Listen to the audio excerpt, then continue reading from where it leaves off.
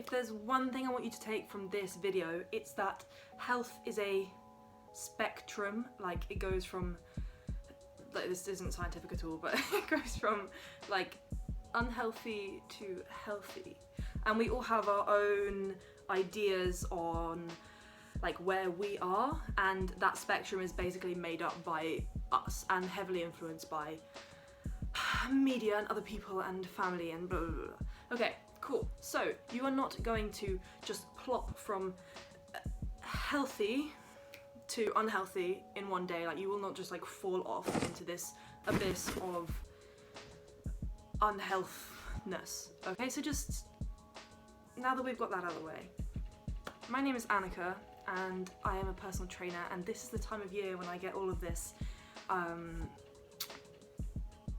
frantic worry about how Christmas is going to ruin the progress we've worked for. And it could if Christmas to you is a month, but if we just say that this festive period is like any other month and there's literally 2 days where you overeat, that is where we are going to start. So firstly, this video is going to be broken up into 3 parts. It's going to be number 1, invisible rules about movement, exercise, and what you should be doing at this time of year. Number 2, peer pressure around food, or like that weird auntie that's like, you must eat this because otherwise I feel bad. We're gonna go into that. And then you've got emotional eating, kind of overeating, and the fear of associated weight gain. Cool. So, I'm going to speak in relation to Christmas because that's kind of all I know as someone in the UK who celebrates Christmas. I'd actually love to know if you have other like cultural or religious practices, if you experience any of these similar kind of situations around like Eid or around Diwali or any of these other kind of like celebrations. I would love to know if you share the same experiences in terms of navigating family, your health and fitness. Let me know in the comments. I actually am so interested. Tangents. Okay, so firstly, you are allowed to exercise if you want to exercise. Like, I don't know where this idea came from that you don't have, like, sorry, that you have to not exercise because you're like weird, or that means that you have like some sort of problem. Okay, I've been there where I probably was a little bit too addicted to exercise, and it was a bit weird that I was going for a 10k run on Christmas Day. But that being said, just because you want to exercise on in the festive period doesn't mean that you have a problem, and it doesn't mean that you're not allowed. So if it's really going to make that much of a difference to your mental health, go for the run, do the CrossFit class, work out in your garage, do some press-ups, do some squats, do what you need to do. The most important thing is that you are giving yourself the best opportunity to enjoy the time that you have with family, friends, dog, yourself, whatever. If that is not something that you want to do, or you feel like it's just impossible, the gym's closed, your parents think you're really weird, or I don't know, your mother-in-law thinks you're weird for doing XYZ, cool. Can you move a bit? Moving a bit in any sense is going to be my main thing that you guys should be doing. Can you stretch, breathe a little bit, maybe walk a bit more, just so that you don't get that horrible feeling after like 4 days where you're like, oh my god, my shoulder. That being said, it doesn't have to be official exercise. Stuff like walking, tidying up, cooking, cleaning, like taking care of nieces and nephews and grandkids and stuff, like, you know, going for a big family walk on Christmas Day. That's all amazing movement. Like, it doesn't count any less just because it's not on a treadmill, okay? Now we're gonna talk about peer pressure. Why are people so weird about Christmas food? Like, seriously, Christmas is like the time when all of these disordered eating patterns just like emerge, and everyone's like forcing food on everyone to make themselves feel less guilty, and then they're also simultaneously being like, oh, I shouldn't, I mustn't, oh my god, I actually mustn't, I'm so bad, oop, tee. Like, no, like, okay, as someone who has probably like recognized these patterns more than most, it's really weird, and well, I won't say if, when you encounter these people that are trying to push their weird food things on you, run. Well, you can't run because you find a way to politely reject all of their weird food rules. Now, this is not a video about how to help someone with these ideas, and it's not a video on how to fix your own emotional eating or disordered eating, eating disorders, blah, blah, blah, blah. Okay, that is for a different day. But if you can find a way to say, oh yeah, thanks, I'm full, or oh yeah, maybe later, or like, oh, that looks amazing, like ask them about how they cooked it, that's cool. If it's your grandma and like she's gonna be so upset if you don't eat it, then like, okay, have a slice of the small thing. But if you genuinely don't want the thing, don't feel like you have to eat the thing. I've said the thing too many times, because someone is telling you that you have to eat the thing because they're guilting you into it.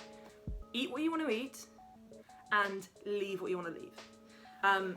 That is my bottom line here, is like, don't feel like you are pressured to do something just because other people are pushing their weird food things onto you. You do you, okay? Equally, don't comment on other people's shit. Like, just let them eat what they want to eat, let them drink what they want to drink, let them exercise or not exercise however they want.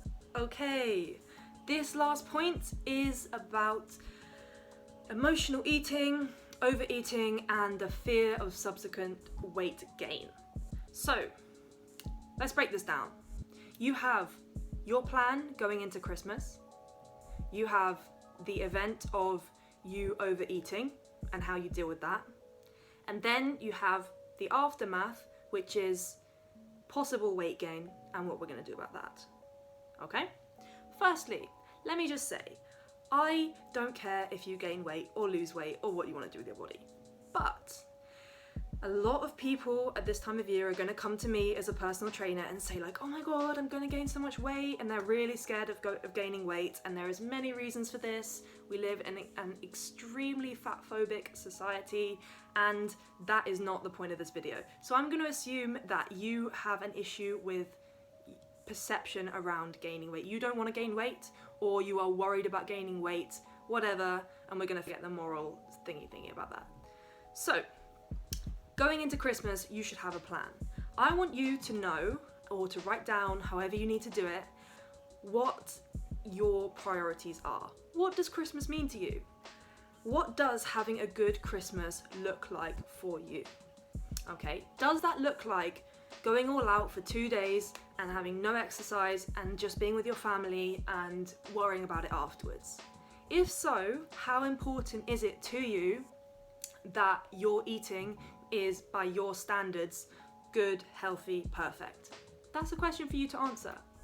However, if, for example, you had spent the last 2 years sustainably trying to lose weight, and you feel like Christmas is an opportunity for you to get derailed from your progress, and you actually value your consistency and adherence to your weight loss program, then potentially your healthy habits that you've built up over time are more important to you than going all out and spending time with family in that way, and you should find a different way to show your family your gratitude and enjoy your Christmas.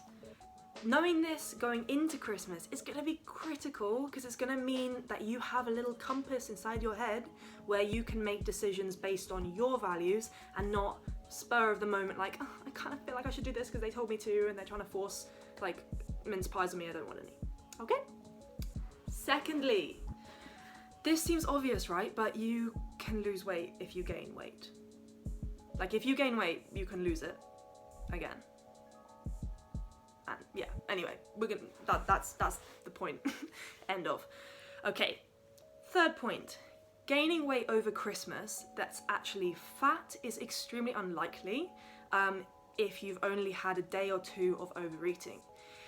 What's far more likely is that it's excess water caused by eating more processed foods, more salt, more carbs, and more sugar, as they hold on to water in your system, and it's just going to give you that bloated and puffy appearance, which doesn't mean you've gained weight as fat, it just means you've gained weight as water. And as soon as you remove those, or remove so many of those foods from your diet, as you go back to your normal food, that just means you'll probably go back to your normal body composition, and that's sweet because bodies are meant to be resilient, and they are pretty resilient, and yeah, they will go back to how they were before because that's how you exist most of the year round. Okay, now we're gonna talk about containing the celebration within a couple of days or whatever time frame you want to. So let's say I've just said you're not gonna gain weight over Christmas, and you go, December the 1st, and you literally eat double the amount of calories that you would normally eat from December the 1st until January the 1st. I am very sorry, you probably will gain weight. And that's fine if that's what you wanted. But if that's not what you wanted, then consider perhaps containing your excessive eating into 1 or 2 days, or consider tracking calories, etc., like you did normally if you have more events going, parties and stuff like that leading up to Christmas. Find a nutrition strategy that works for you. If you need more help with that, you can apply for my coaching below. Shameless plug, I know, but if you need help, you can use help, and I am someone that can help you. Last one, emotional eating. Okay, so emotional eating is something that I do struggle with, a lot of people struggle with, and if you are in this Christmas festive time and you have in-laws or you have family that you haven't seen and you have loads of people and it's all a bit crazy, it can leave you feeling a bit depleted, and it can leave you feeling like, oh, I just need some cake, which is legit. Okay, you might just need some cake. But the key here to avoid eating to a point where you feel uncomfortable is gonna be that you have other ways to manage your emotions and your energy levels that aren't food and exercise related, and that are accessible to you, realistic to you in the day. Doesn't make any sense. In that situation you're in. So yes, therapy is amazing, but is therapy really accessible to you on Christmas Day? If it is, like, that's sick, do it. But if it's not, maybe you want to look at something like journaling, or simply checking in with your body and seeing how you feel, so that any choices you make are based on what you want and not based on this kind of instant reaction which you might later regret. Okay, if you do make a decision you regret, then again, journaling, checking in with your body and taking some time to yourself can help you to feel a bit better about that. And the last thing I want to say is,